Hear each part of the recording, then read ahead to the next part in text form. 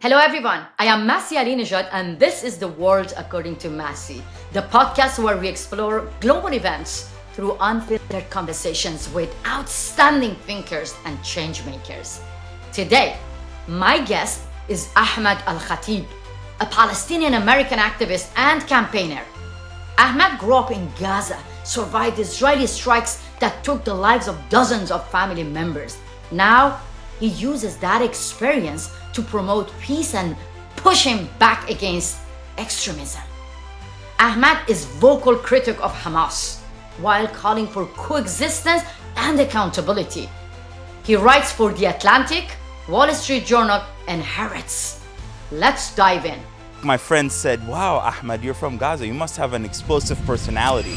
We just wait for Allahu Akbar and then bomb. Atheism is starting to spread in Gaza because people are like, I don't ever want to touch religion or parts of Islam. If this is what Islam is, like how Islam is so easy to be manipulated by a group like Hamas, like I want nothing to do with this kind of Islam. No, this is not a nationalistic issue. This is a Muslim issue. Well, elements of the left are like, no, this is not a Palestine issue. This is a women's issue. This is a Black Lives Matter issue. This is an LGBTQ issue. This is a queer issue. This is an immigration issue. And I want to fight back. I am not a pacifist. I am a peace advocate, but I am not a pacifist. I will not sit down and watch my people be annihilated by Islamist terrorists and just say, oh, I just want peace. Yallah, let's all just get along. If I'm not allowed, be my voice.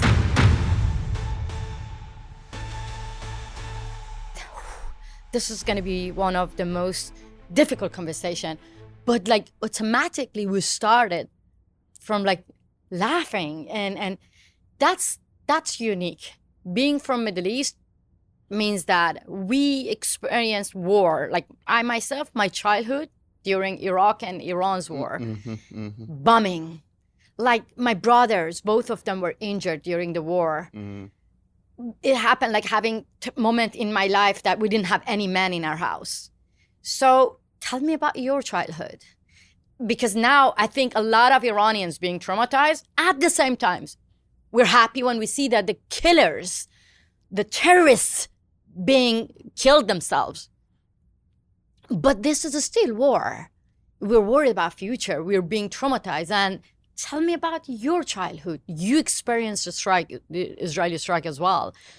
So walk me through your childhood. Yes, and this is why I thought this is such a timely opportunity for us to connect and to talk because, I don't know, like I feel for a lot. I mean, I've been seeing a lot of Iranian brothers and sisters struggling to navigate. This isn't black and white. On the one hand, they despise the regime.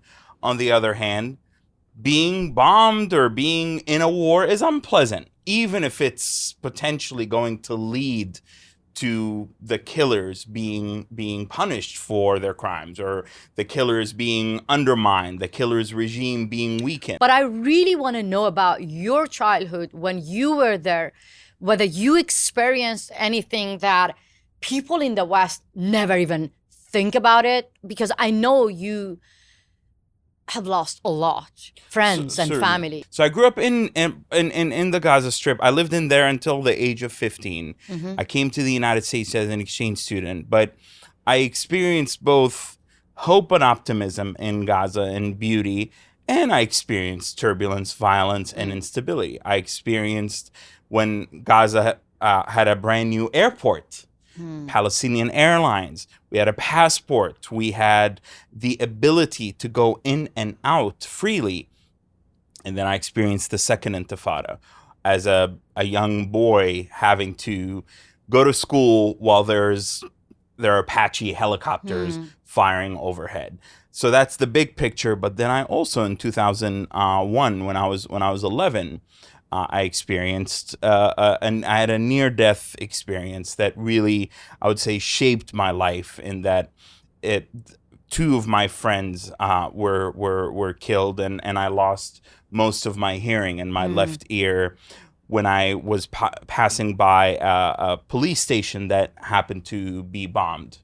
And that shook me to my core. And I've written about this experience quite extensively, and how at the time it really planted the seed for me that this place is not one that I see a future for myself Wow. there. And it seeing my friend, one of my friends, his lower body was shredded into bits and pieces. And when I was getting home, we have a thing in Gaza where like my family trained me, you always run away from the bombing. I actually ran toward the bombing to look for my friends. Wow. I see. I see. And I was covered in dust, and I was so worried about my mom beating me up for violating her instructions on how to survive that. And I remember trying to clean myself up, but then later on, one of the local TV stations caught, like they came and they caught, they filmed the scene, and it caught a glimpse of me in there, and my uncle. Which station? Like just a local Palestinian station. And it caught a glimpse of me. Yes. And my uncle, who was killed in this war, he was a physician and a surgeon. He called my mom and he said, I saw Ahmed there. Why was he there? Beat him up. And I got beat up. Yeah, by my that's a mom. Middle Eastern That's exactly tradition. Exactly. You get beaten up out of love because your parents want to protect you. Exactly. So I literally went home as I was like terrified, as I had just lost my hearing, as I was in a daze. My friends were dead. One of them, I literally just saw his guts sticking out. But I was terrified about my mom beating my ass. Yeah. And it was like, what's, Where is your mom? I got her out. She's in the UAE right now. She, unfortunately, we lost our home in this war, and she lost almost all of her family. I'm so happy. You can out. hug her. Hey, I love her. Can you She hug her loves on me. behalf of me? Because I haven't hugged my mom for I was able to get her out. More than a decade. How long has your mom... Let's not talk about my mom because I'm going to cry. Oh, okay. Well, can I just hear, when was the last time you saw her?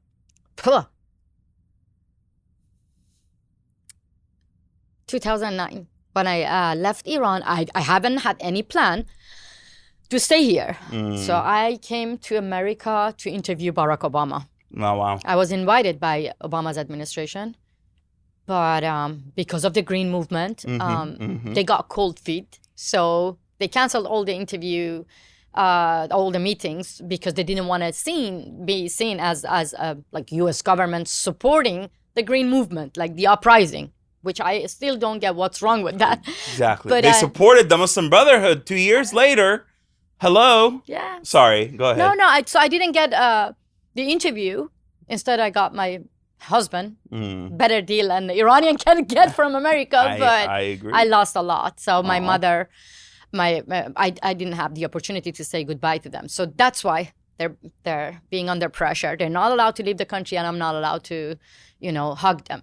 So that's the situation of people in the Middle East. So I can't even say that you're the luckiest one. You have your mother, because I know that you have lost a lot, and still you dedicated your life to help, not only Palestinian, to help like the Middle East having peace, to secure global security. So tell me about this, because here in this crazy war, you either pro-Palestine or pro-Israel. That's all. Certainly. And the emotion goes really high. Sometimes you get labeled, you get attacked, bullied if you say you're pro-Palestine or you say you're pro-Israel. Absolutely. But you have your narrative, your own narrative. Walk me through your own narrative. What is the third solutions? When October 7th and the horrendous tragedy began unfolding, both for the innocent, hundreds of Israelis who were slaughtered by Hamas in a total cold blood, entirely unjustified and unnecessary ways, but then also, I think, in all the horrible violence that was being carried out in Gaza. Some of it, I understand that any country in the world would have reacted, but I think this went way beyond the need to retaliate against Hamas. So there was this very black and white narrative, and I saw this space that was empty in the middle that could hold multiple truths. Radical pragmatism that could actually build bridges, not as kumbaya, oh, let's hold hands, everything's going to be fine, but actually as a pragmatic, level-headed way to say, guys, we have two people, and this is, the suffering may not be equal, but we have Israelis who have suffered and the Palestinians who are suffering. My family were killed in large numbers, just like tens of thousands of Palestinians in there. And I wanted to honor their legacy. Like, sorry, I don't like to say how many of your family were actually killed during the war, because even it's one, they are not a statistic to me. But I want to know about it. Yes, there were. So there were, I mean, the biggest of them all, that there were 3 Israeli airstrikes that destroyed both of my childhood homes and killed. That number used to be 33, but there were 2 recent additions to that over the last 3 months. So I lost 35 of my immediate and extended family members. Both of my childhood homes where I grew up have been destroyed.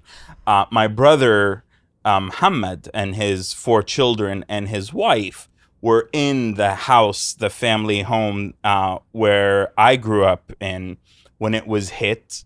They pushed their way out of the rubble and they survived. And I actually was able to thankfully get his wife and 4 children out of Gaza.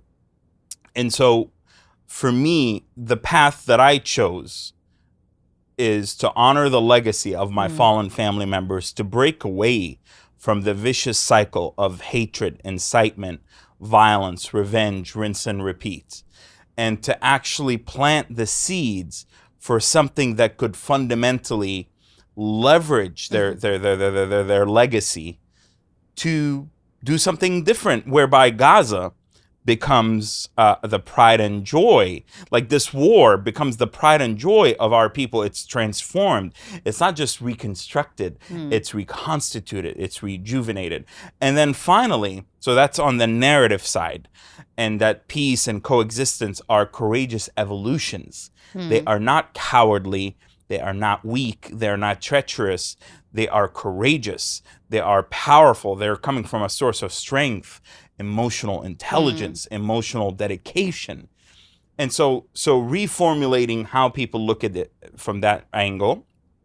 And then there's the other element of this, which is more policy centric, and that is calling out the spoilers of peace, the spoilers of the Middle East, and that is Hamas, Islamism, the Islamic Republic of Iran, certainly elements of the Netanyahu regime and government that are very anti the Palestinian people, extremism everywhere.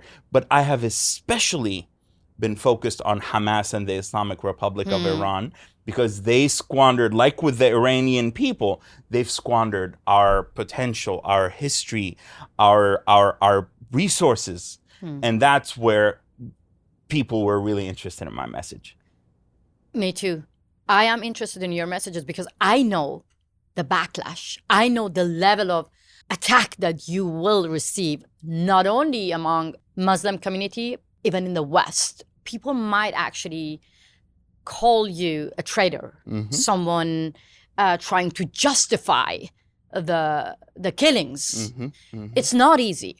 So tell me about it. Like, what kind of pushback you receive because of actually criticizing Hamas, or even before going there, I really want to know that how dominant is Hamas in Palestine?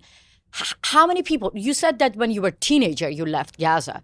So in that time, tell me how much support Hamas had in Palestine, in Gaza. Certainly. And then we will talk about it here, the backlash you will receive when you criticize Hamas. Certainly. So I saw Hamas's rise to prominence, and I didn't register it at the time as a young man, but there was completely the presence of the invisible hand of the IRGC and the Islamic Republic of Iran helping pad that rise to power. That now, as an adult, I can connect the dots, the data, and the history. Not in that time? Not in that time because Ahmed, let me tell you something. In my country, from the age of 7, I was forced to say death to America, death to Israel, and support Gaza and Palestine. And I'm trying to sometimes, think about it myself, that when was the exact moment that I learned that this is the propaganda? And I'm going to admit that. For sure. I myself, I was like really hating Israel, hating America. And I was like worried about the life of Palestinians more than I was worried about the life of Iranians. I was the one saying like, death to Israel as loud as Tel Aviv would shake. That was the narrative, and we bought that. And I understand when you say that you didn't, know that when you were a teenager. But there were moments that I realized as a young teenager in Iran where like I was seeing the morality police walking in the street and beating up me. I was like, I'm saying death to America, death to Israel, but it's still not good enough. Yeah. Yes. So where was the moment that like now teenagers, because I see anti-Hamas protests in Iran, in Gaza, there were moments now that people realize, like you said that when you were a teenager you didn't realize that when you were in Gaza. How about now? But even back then, so what I wanted to say with that is that along Hamas's rise to political power, there was a parallel rise in anti-Hamas sentiments and people who realized, wait a minute, historically the Palestinian society is very secular.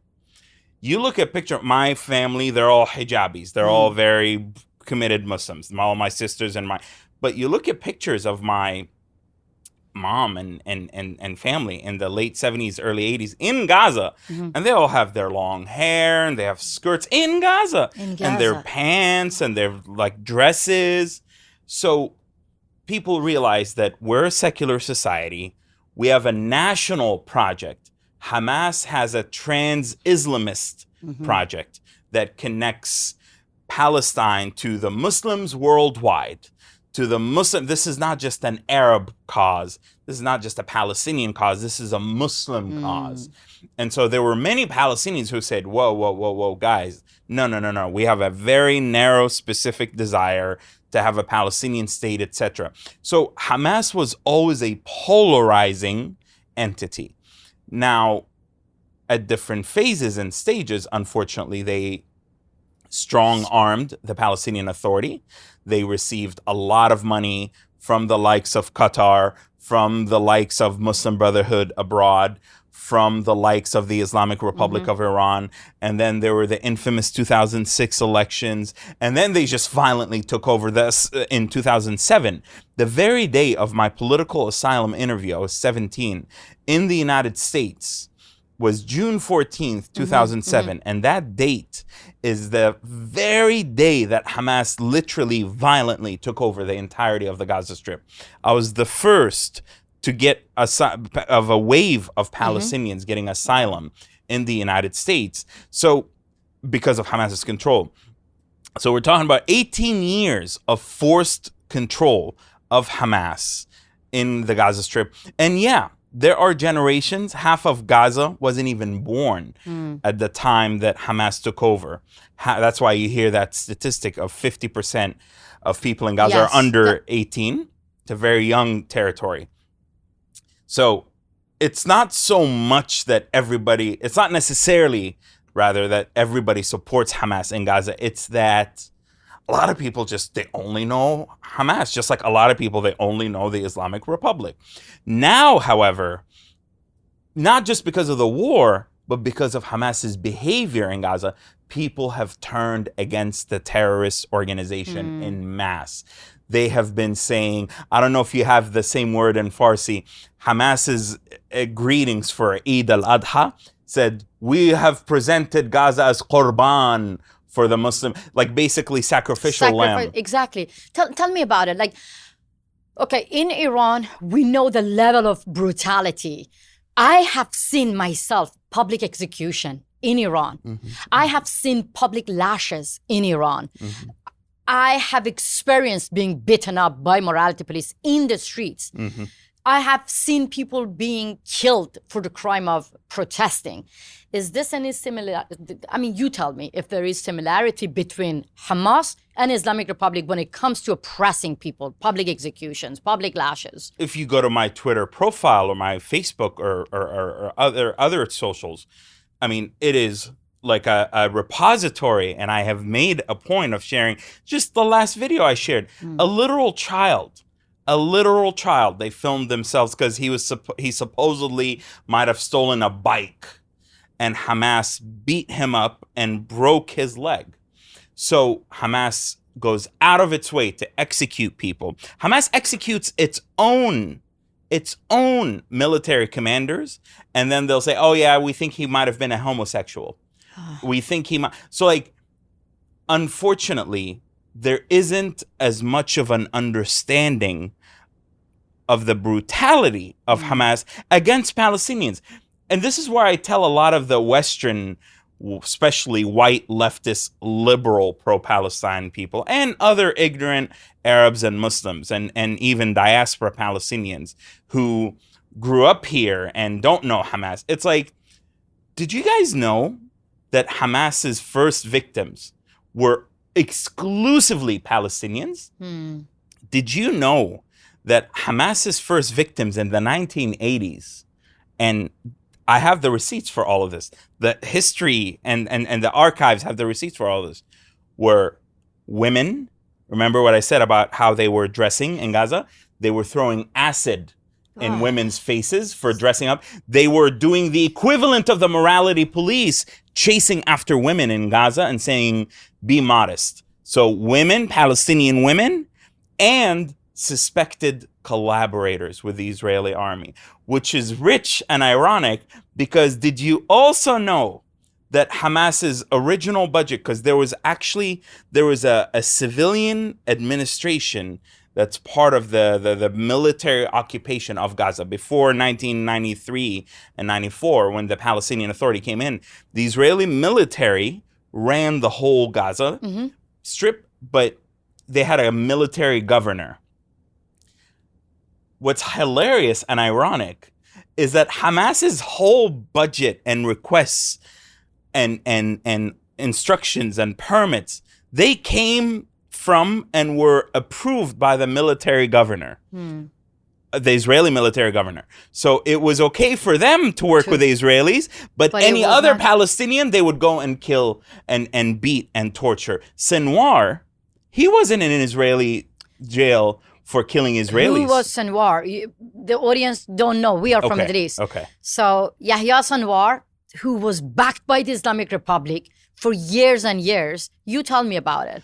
In Iranian state propaganda TV, he was the hero. Oh, in the eyes of people of Palestine, he is a literal rat, psychopath, maniac who destroyed the people of Gaza. I spoke to Sinwar, by the way, in 2017, and I wrote about this. This is not a secret. In 2017, I was doing a big aviation project, humanitarian project. My sister in Gaza was part of a group of women that went and spoke to Sinwar, begging him to let them leave Gaza. This was when COVID lockdown happened.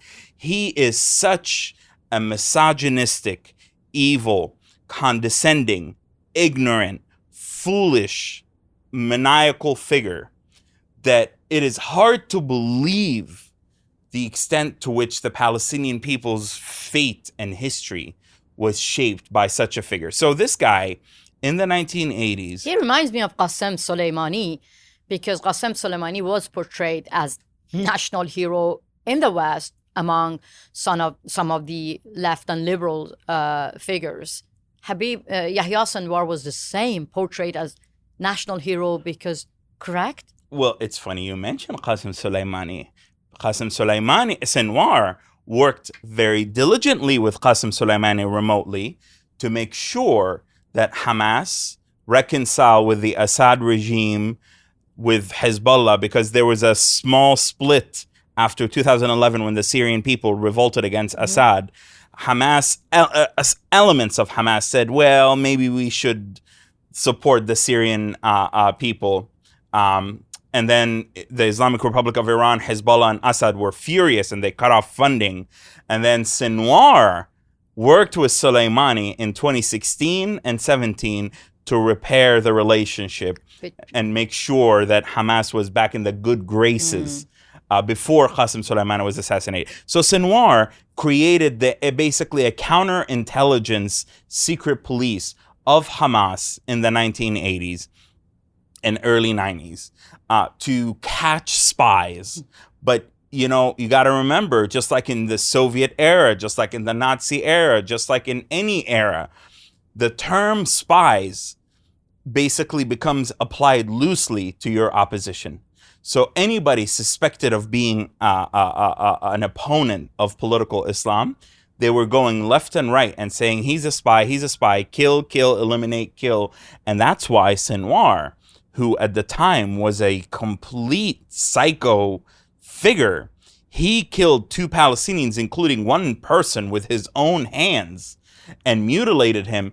And that's why the Israelis imprisoned him for a life sentence.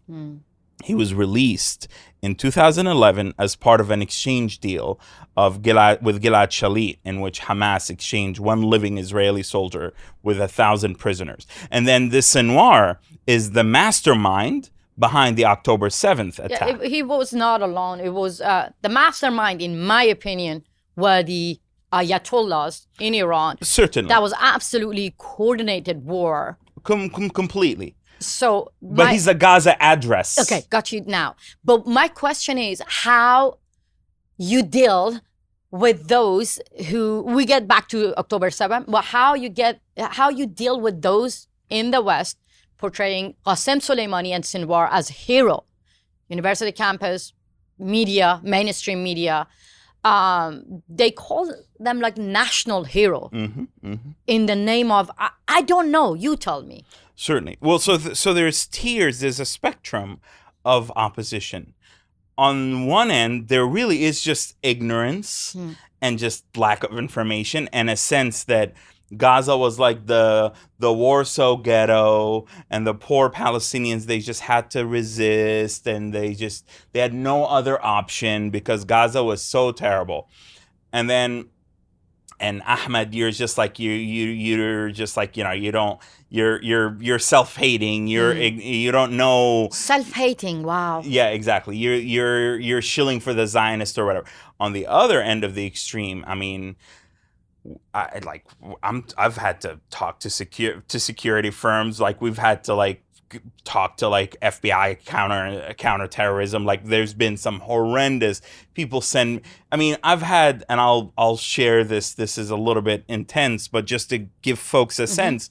I mean, like I don't know why, but people are obsessed. Some people are obsessed with sending me rape wishes. Like, I hope you get raped. I hope you get raped. Oof, yeah. All the time. I hope you get. People have sent me things about, we're gonna rape your 2 children, and then we're gonna rape your wife, and then we're gonna behead them, and then we're gonna behead you.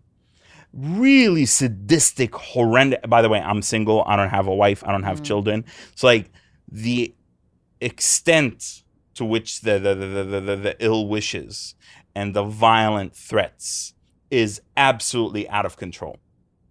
This is why I tell most people there are 1,000 Ahmeds out there who are completely aware of how evil Hamas is, how evil the Islamic Republic of Iran is, how peace isn't just shilling for Israel or being a Zionist or being a treacherous, weak person.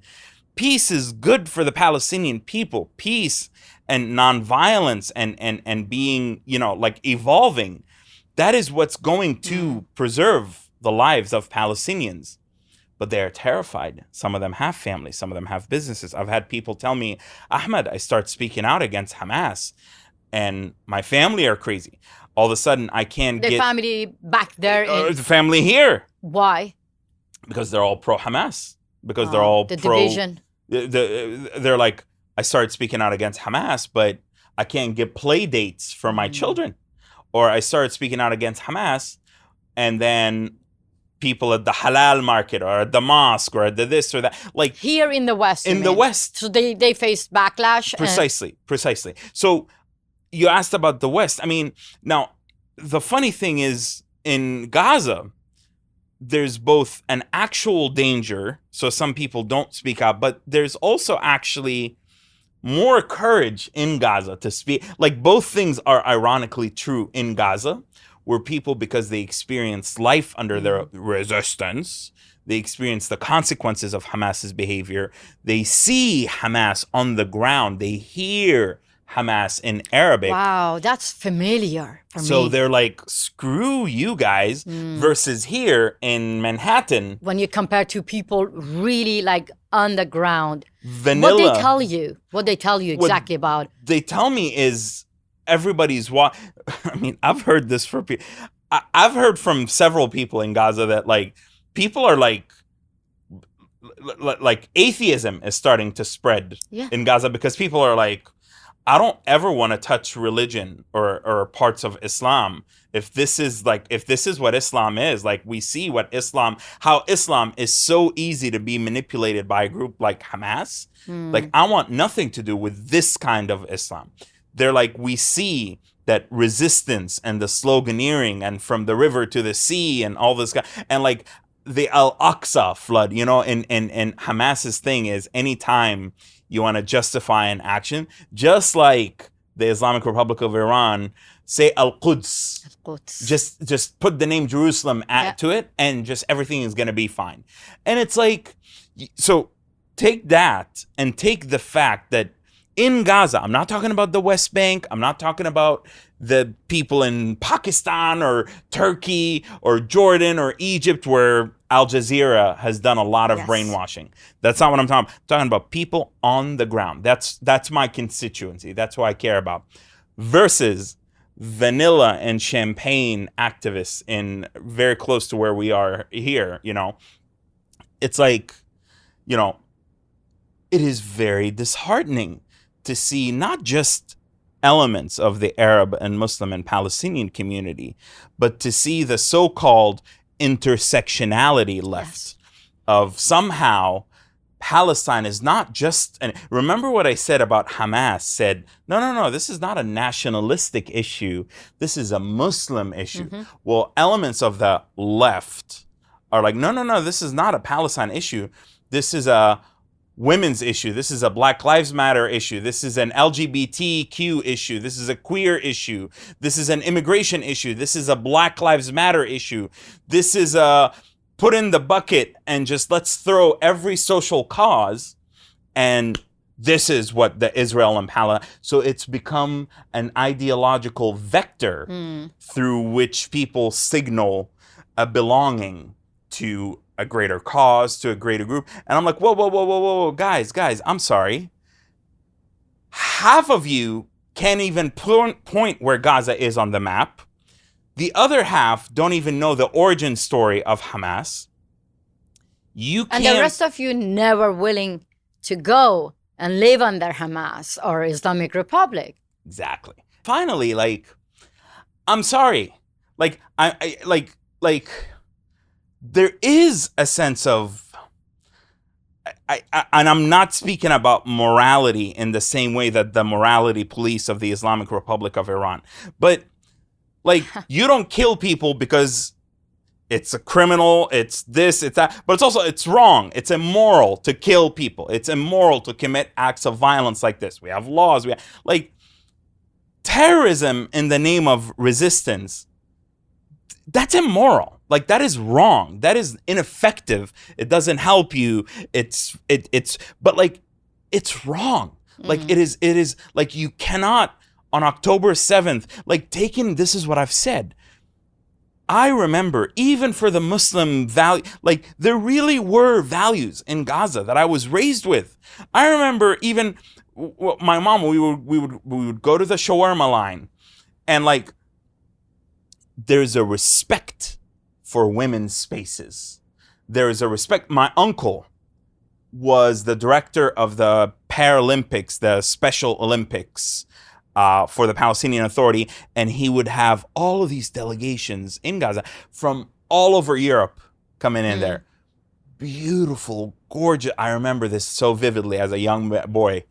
Beautiful, gorgeous European women, the blondest, and I was like, oh my God, like, uncle, can I visit you? You know, but like everybody treated them, not just us, the whole neighborhood, even the beggar knew not to come anywhere near those women. There was an unspoken code of conduct that like, these are guests. And this is the Arab way. You don't mess with them. We might be nasty to each other, but like to our guests, no, we don't do it. On October 7th, taking women and children and the elderly as hostages, parading half-naked bodies in the streets, and turning people up into this circus, and filming like proudly and spreading the videos everywhere to show that this is like, you know, we've seen this movie a lot in Iran, that how they rape women, they kill women, they beaten up women, and they proudly say that publicly because they want to create fear. What do you think? What was the point of Hamas grabbing the naked body of women that they have raped everywhere and showing to the rest of the world? I think it was the height of moral, ethical degradation, degenerate. They were just degenerates that have established rot from within, like the values of my people, my beautiful people in Gaza. This is what has happened after almost 2 decades of an Islamist regime. And, you know, supposedly, you know, that, you know, Islam is their version of Islam. They claim, you know, they're pious and you're supposed to behave this way. And but like, you saw what happened during the release of the hostages and how they paraded the bodies of children in those coffins. I mean, so for me, like, it's not just that it's bad PR, which it obviously is. It's genuinely like that is not the kind of values or Palestinian values that I want for our state, for our people. And to have that, and I thought, surely, okay, we have problems with Israeli policies. We can talk about you're loud about it. You always criticize the Israeli policy, very like... you're outspoken about that as well. Exactly. But I thought, okay, we can talk about all of those things, but there shouldn't be even a thinking or a discussion of here's that versus taking of women and children, the behavior, the killing of innocent people. So I was just so horrified and disappointed and angered and quite frankly rageful that behavior in the Western world, in the diaspora, in the so-called, you know, the enlightened masses here, in the smart college students that pay $100,000 a year to go to Columbia and Harvard and Yale, that would be celebrated, that would be normalized, that would be tolerated. And then those people have the audacity to come after me, the guy who's deaf and lost his hearing and lost his family and lost so much in the war, and tell me I am a Zionist for speaking out against Hamas. So they're telling you, wow, they're educating you about Hamas. Yes. Those who say Hamas is their hero, educating you that you are... You know what? It's very familiar for me, because for me and many other women's rights activists who have been kicked out from Iran and now here being told by some of so-called activists that they are like attacking women of Iran and saying that you're Zionist, you're pro-Israel, and that's why you're self-hated, as you said. So well, could I actually this very point?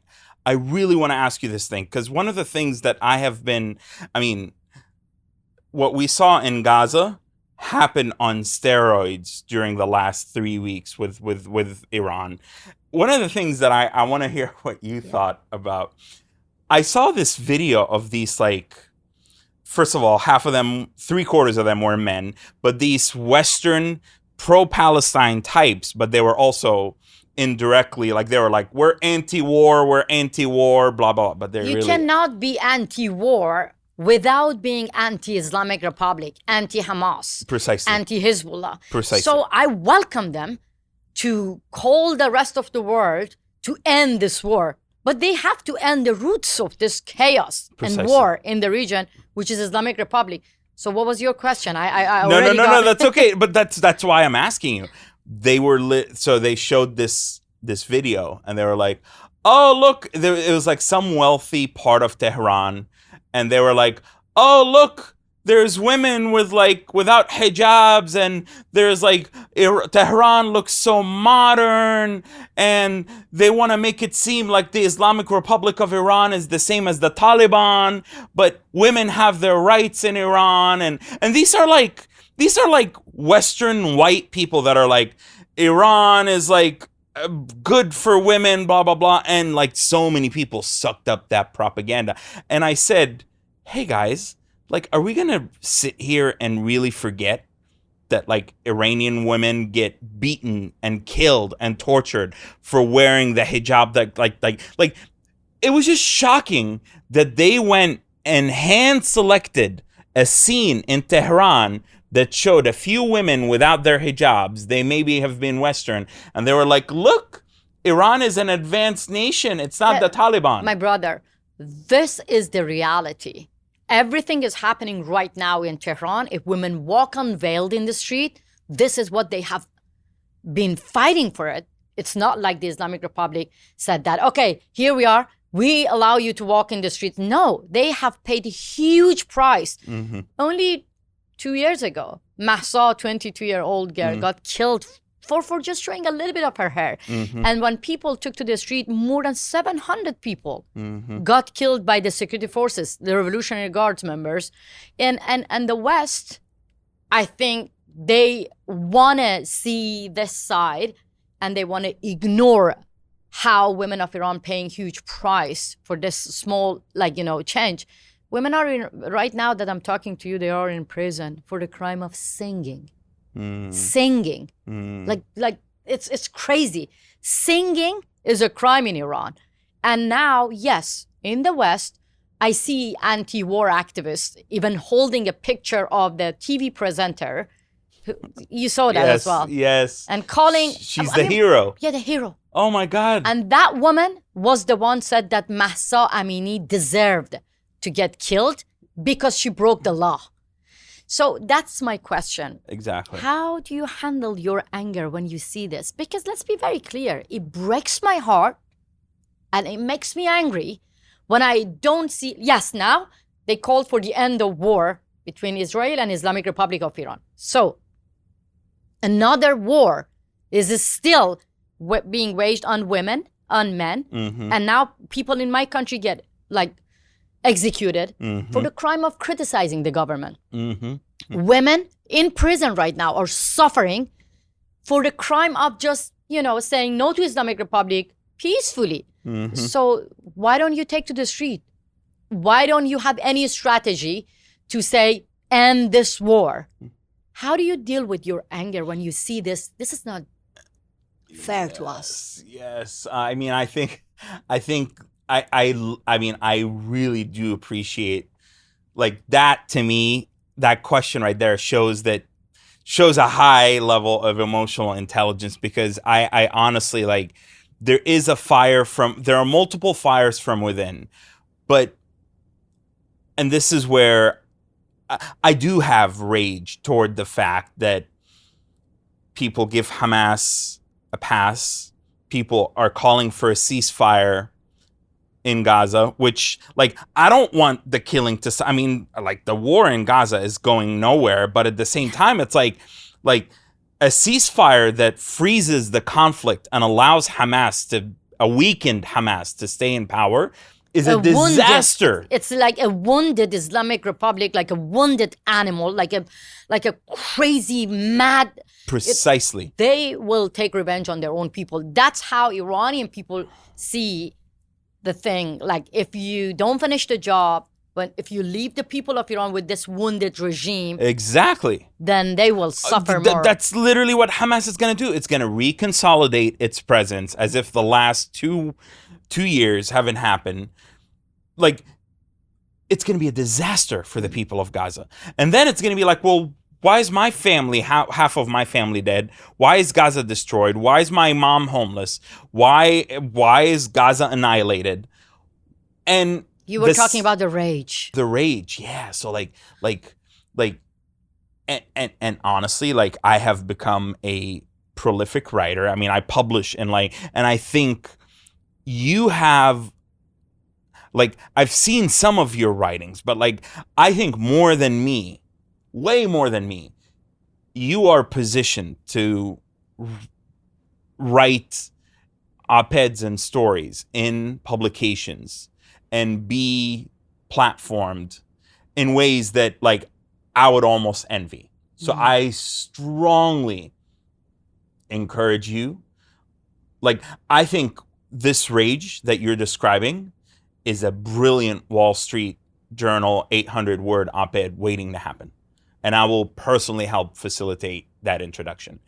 I think, well, you don't need me to introduce it. I think what you're doing, trying to make a space that people can talk together, that's what I admire about you. So it's a multi-tiered approach. So where I was going with this is, I've been writing because what is this writing do? And I've been writing and doing social media pieces, which my colleagues, sometimes they get frustrated with some of my social media.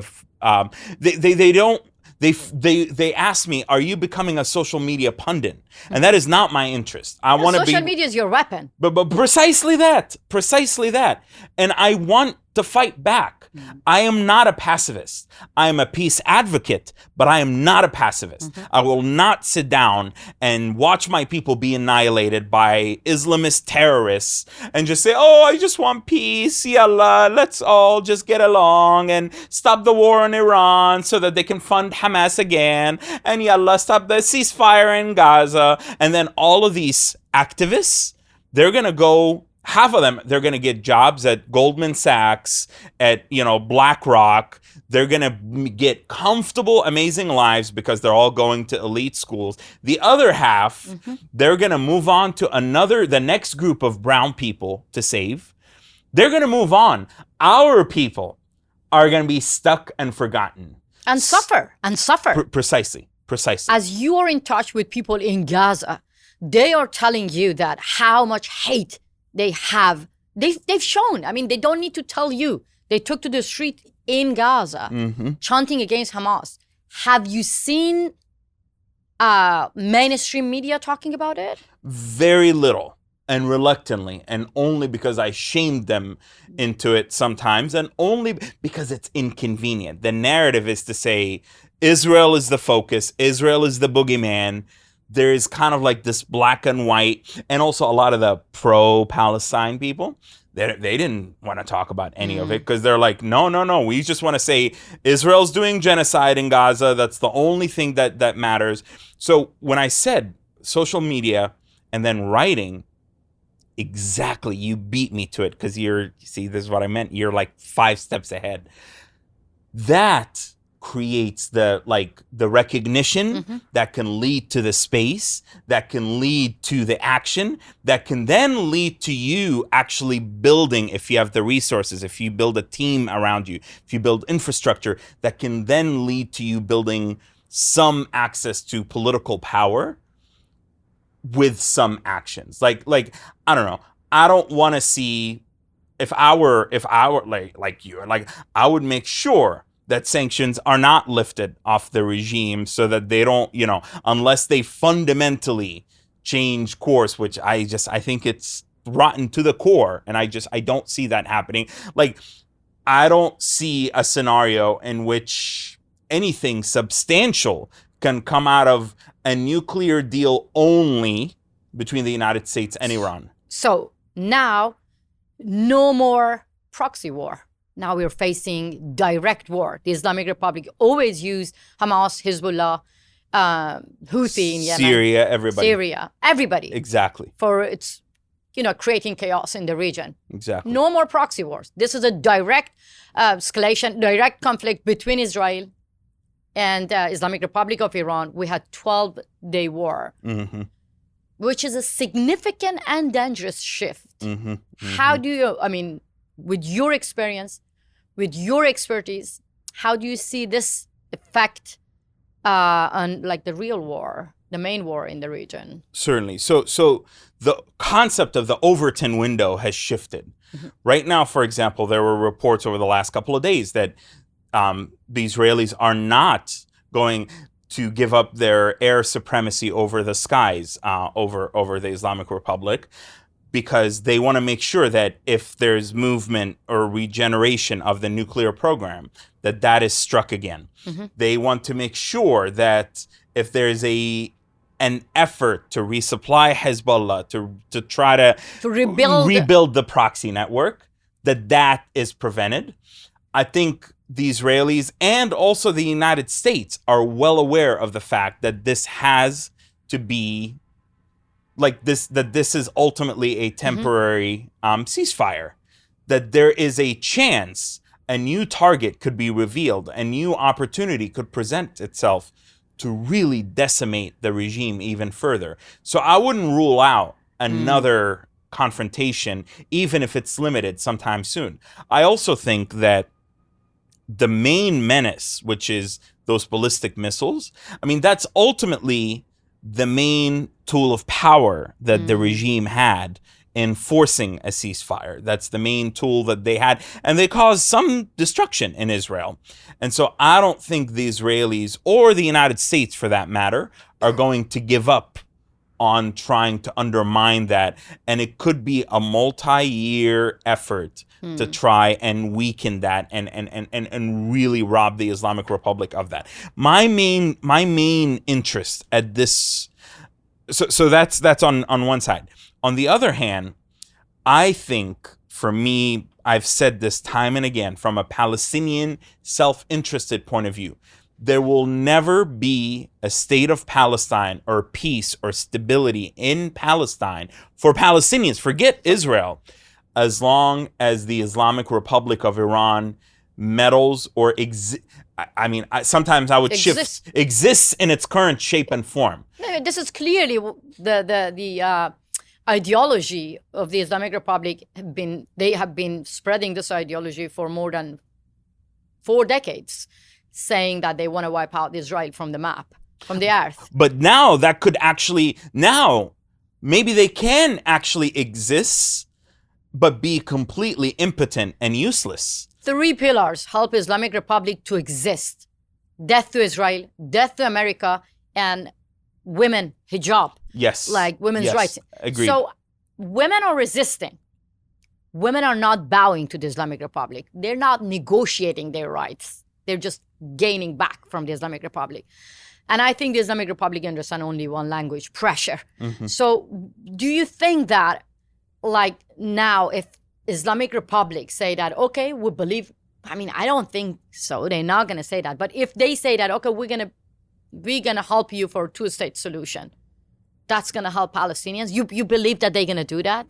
That the Islamic Republic could actually go for, 2-state solution. I think if they actually just, even if it's symbolic, I actually think it would be immensely valuable for two, even if it's symbolic, for 2 reasons. Number one is it would help defang politically and ideologically Hamas and the Palestinian Islamic Jihad into saying, Khalas, you are on your own. There is no more Hezbollah, there's no more proxies, there's no more Muslim Brotherhood. There's only Qatar. And I think Qatar is going to be very limited in how far they can support Hamas. So I think symbolically, it would help now to stop talking about destroying Israel. Number two is it would actually open up space for diplomatic maneuvering to hold the regime accountable. I'm not saying it would be necessarily sincere or heartfelt, but we can use it to hold it against the regime and maneuver in and out diplomatically and politically and say, you stated that this is what you are supporting, so why are you... I talked to Palestinian officials in the West Bank every day, Masih, every fucking day. They uncover, at least this was right up to the war, I don't know what happened, they uncover plots by the Islamic Republic of Iran to destabilize the West Bank. Wow. Western Union money being sent, Hawala money, arms, drugs, propaganda, ads, money, PayPal transfers for Facebook ads, for Twitter ads, for Instagram ads, giving people money to print pamphlets, pretending to be Palestinian Authority, pretending to be new resistance. They actually funded a group in the northern part of the West Bank about 6 months ago, and it caused the displacement. After October 7th. Yes. So they still... Yes. Yeah, and it caused 45,000 Palestinians to be displaced because they funded a Shia-inspired... This is what's significant. It's a Shia-inspired battalion. It was called Katiba 313. It was called Brigade 313, which has a very, very significant number in a certain militant part of Shia Islam. And they used that in Iraq when they funded the mobilization groups against ISIS and others. And so if Iran comes out and says, okay, we're for two states, whatever, okay. Iran is for two states. The Islamic Republic always... I want to make difference between Iran and Islamic Republic. If the Islamic Republic, yes, formally. But if they do so more, if that can be like affirmed as part of the negotiations, then it would be symbolically helpful to confront them for what they're doing in the West Bank, because they want a third Intifada. They want the collapse of the Palestinian Authority. Ahmed, you talked about propaganda. So nowadays, the authoritarian regimes are using AI to oppress people. At the same time, as I said, social media is the weapons for Iranians to win the narrative. How do you see that, like, dissidents, activists like you, like Iranians, can use the same way, like use AI to connect together, to unite together, and counter the use of technology by authoritarian regime, by the Islamic Republic in this war, in this conflict? I mean, it's funny because I started compiling during the war. I just never got around to it.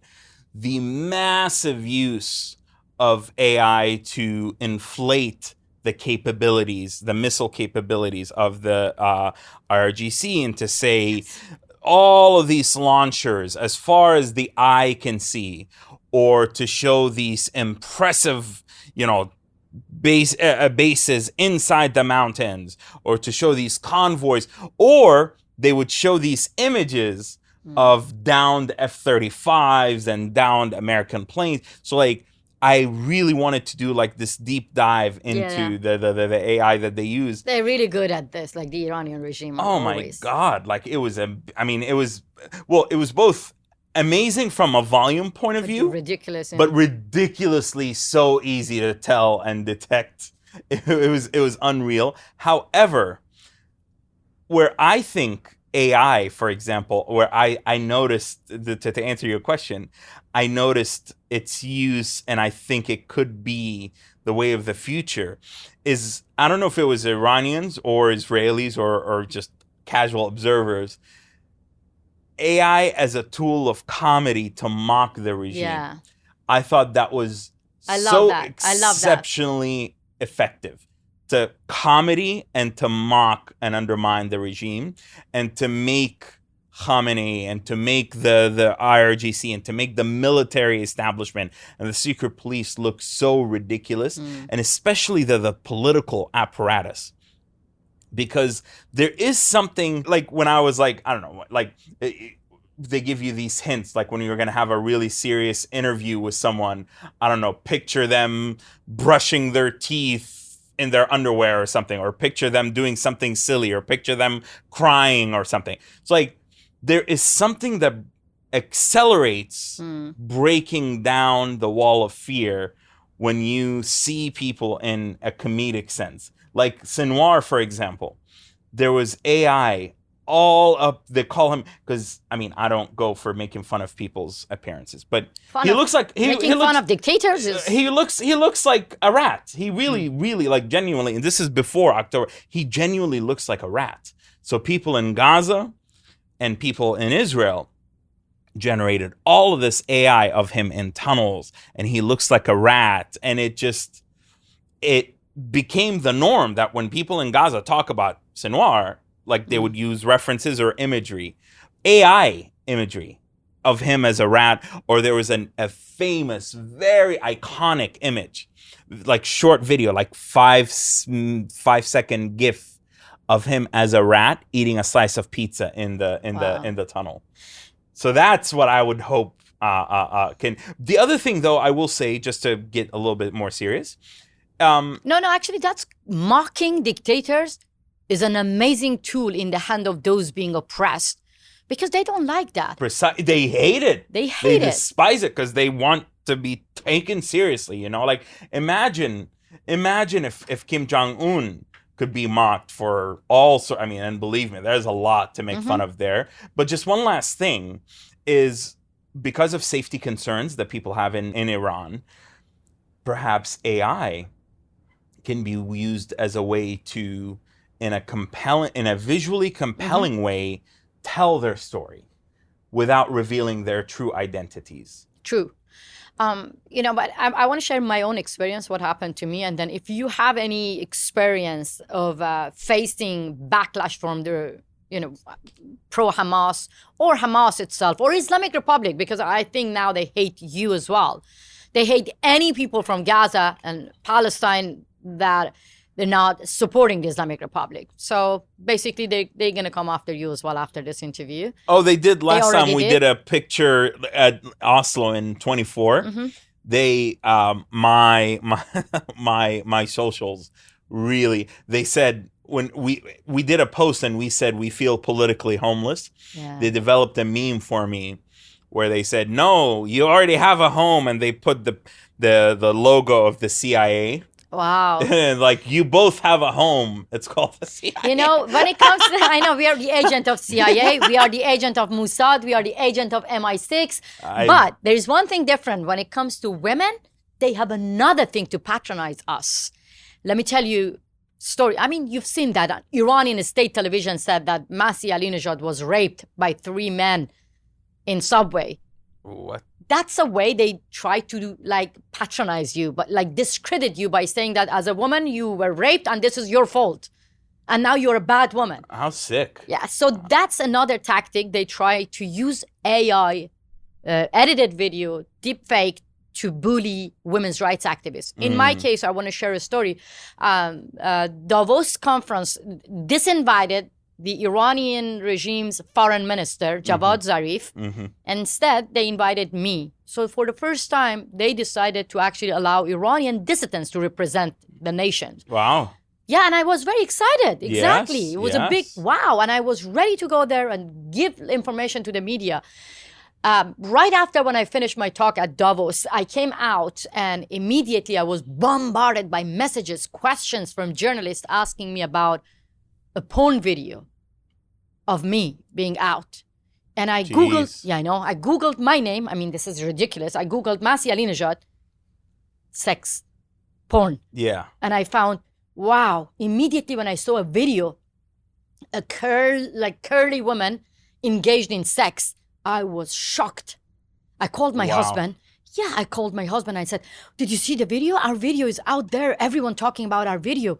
My husband said, I checked that, darling. It's not us. Come back home. We're going to make better one. That's a AI edited video. Yes. You see? Yeah. That's how. That's evil, though. It is. That's how the regime in Iran. I mean, now we laugh because my husband and I, we mocked them. We tried to, as you said, mocking them. For sure. But in a society like Iran, like Middle East, when videos of women being out there, they can cause honor killing.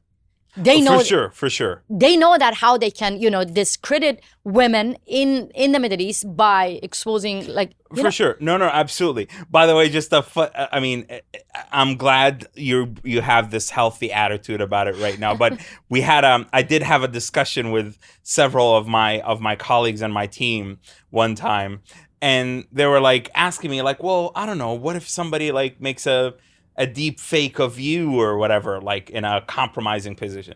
I was like, oh my God, like, I don't know, like maybe I'll open an OnlyFans account or like maybe I'll start my Pornhub career or something. Like I'm being callous in the sense of like, how ridiculous. Like I'm going to somehow be like, oh, okay, like they got me. Yes, I like somebody. Like it's, first of all, it's none of your business. Second of all, especially for women, though, I see how it's a far bigger deal. And it happens even in a Western context, by the way. Like you see a lot of even celebrities being targeted with these deep fakes. And I think it's very messed up. And there is actual misogyny in that you almost never see deep fakes of men. It's always of women. Exactly. That's why I believe that women in the West, especially anti-war activists, they should not sympathize with those who try to use AI to oppress us. So another thing that I really want to get your attention is the united front of authoritarian regimes all over the world, targeting their dissidents beyond their own borders. We see the growing number of assassination plots by authoritarian regimes beyond their own borders here in the West, targeting even President Trump here. What is your concern about that, and how democracies can get united to counteract this transnational repression? Certainly. Globally. Certainly. And I mean, and we see the normalization of political violence. I mean, so whether, to your point, whether it be at the higher levels or even look at what happened in Colorado or look at what happened with the embassy staff here and how that was being normalized, that was being celebrated as resistance, as somehow heroic. And I think, unfortunately, this is where the totality of authoritarian regimes being tolerated and accepted as just the cost of doing business, we have to work with what we have, being normalized, being accepted into the global order, if you will. I think this is also partially because some of the democratic countries have faced a lot of dysfunctional, let's call it, dynamics in how, I mean, look at some of what's happening here. Look at some of what's happening in Europe. I still think that beats the heck out of what's happening in like being in Russia or Belarus or Eritrea or elsewhere. But like, people use the dysfunction and the division within democracies to say, oh, well, look, democracy isn't as effective as it can be. People use the idea of the benevolent dictator or the benevolent strongman as saying, oh, look, it works. You don't have to be a democratic nation to succeed. People will use social media, online division. They'll use fake news. They'll use AI. They'll use, all sorts of misinformation, exactly. Tools to incite populations to sow division. And then people will also use, I mean, look at the Maduro regime. They'll use all sorts of political theory and nice sounding socialism and being for poor people. And that, unfortunately, increasingly in the United States, appeals to a bunch of people, appeals to those who believe that, there's, and I understand there are some problems in our nation, but to say the solution is somehow going to be this the elimination of Western civilization, or the elimination of capitalism, or the total elimination of our system of governance. I question that rationale, and I think we have a lot of young people being indoctrinated into not understanding that we need to protect what we have and work with it and fix it, rather than try to topple it and destroy it. That doesn't remind you of the educational system in the Middle East? Like, for us, the youth you mentioned, now started to hate America. Precisely.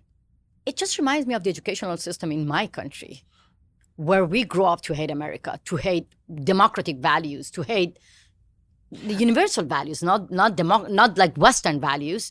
What concerns me is that, and this is gonna be very controversial for some people, I think, but when there was a time when immigration to the United States and wanting to go to the West was not simply a matter of economic issues, but people actually did appreciate the freedoms and the liberties and the opportunities and the ethos of being able to make yourself into the best, becoming the best version of yourself.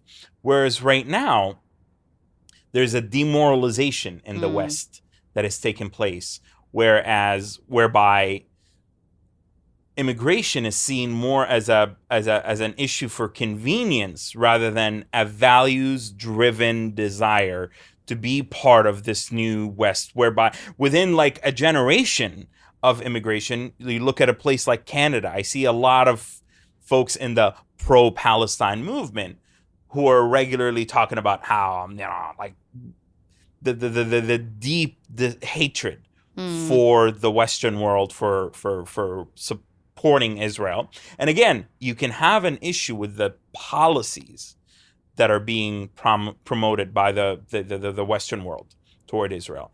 But to then translate that into, well, therefore I just hate the West. I hate being Canadian. I hate being an American. I'm going to burn the American flag. Look at what I'm wearing. Like, I'm trying to, like, I have thousands of these that I bought, and I want to make a point of distributing. Being Palestinian doesn't not have to, yes, I am an American. I'm proud to be an American. For the camera right here. Like, I'm proud of this country. Like it was embarrassing to see people in Washington who are at a pro-Palestine rally, and they burned the American flag. That's what I was brainwashed to burn the U.S. flag when I was.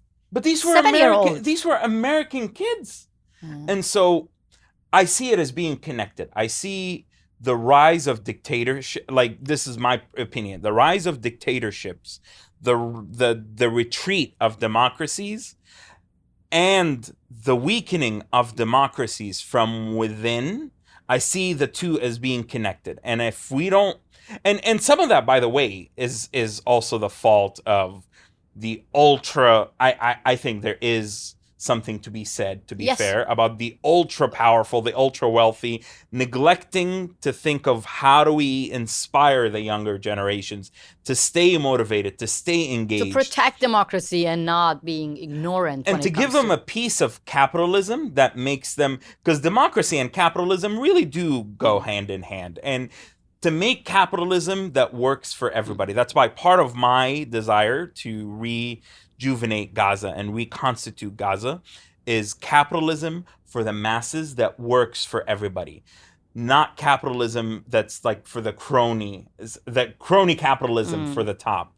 So it is my hope that the democratic retreat that we're seeing worldwide, and the assault on dissidents, and the assault on the institutions and the ideas and the philosophies behind democracies can be reversed by the bolstering and strengthening of the democratic nations and the values of democratic nations, who should spearhead the counteroffensive, the political and diplomatic and ideological counteroffensive to rising authoritarianism.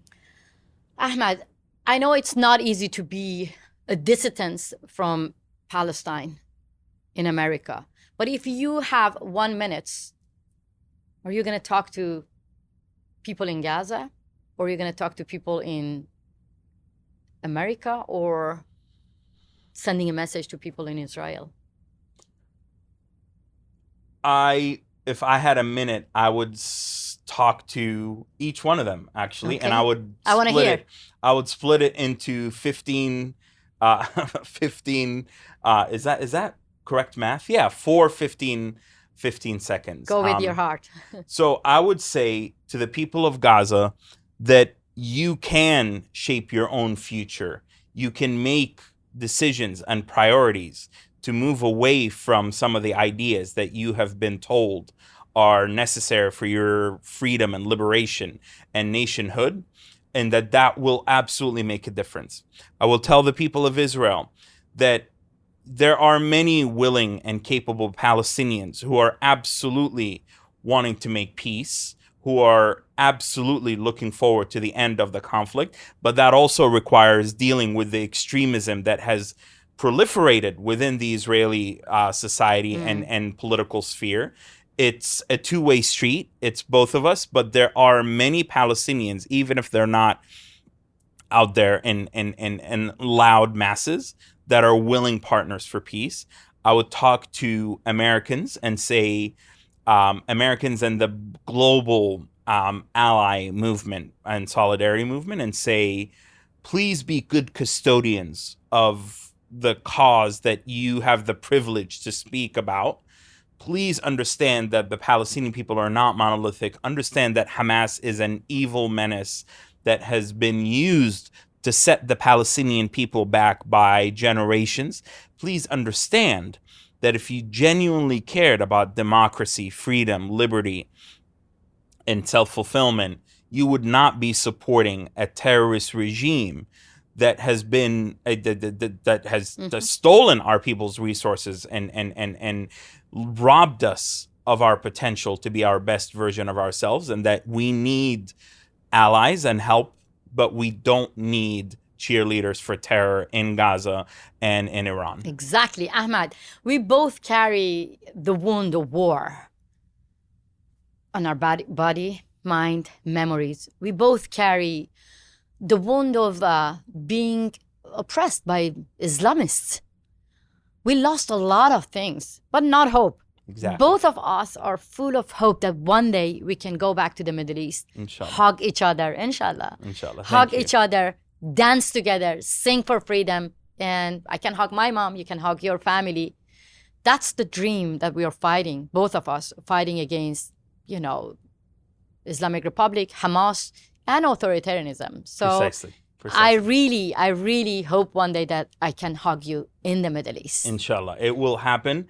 We have to stay the course and repurpose that rage and anger. Keep it alive in parallel with what makes you, what brings a smile on your face? Because I know you have the rage. I do have the rage, and I believe that nowadays we should be angry with not just dictators, not just the Islamic Republic, not just Hamas, also with those who normalize Hamas and Islamic Republic, who say that they care about democracy, but they really don't care about those who are living under authoritarian regimes. Certainly. So what makes you have hope? What brings smiles on your face? I smile because many people don't want me to smile. I smile because it makes those haters angry. I smile because it's one way for me to stick around and last long. I smile because I actually do think there is a pathway forward, as much as it's difficult to believe that when circumstances are tough. I smile because it's good for your heart. It's just good for your mind and soul.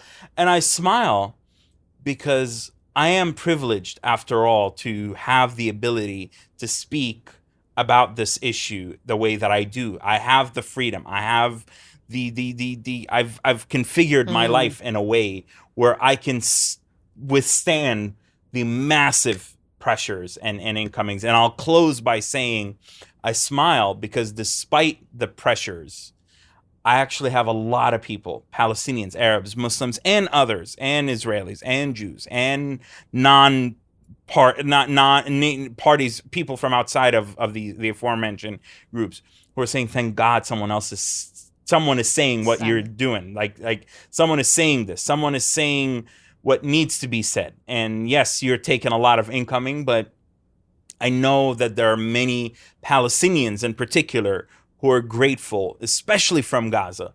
That, to me, when I hear from people in Gaza saying, you are our voice, I could care less about 1,000 people in New York or in LA who might yell and scream at me because I am somehow against the resistance. Exactly. That's what I love about you, because you have only two options: to feel miserable every day because of all the backlash you receive, or to make your oppressors feel miserable. And I know you choose the second one. Thank you. Thank you so much, my brother. Thank you so much. Appreciate it. Lots of love.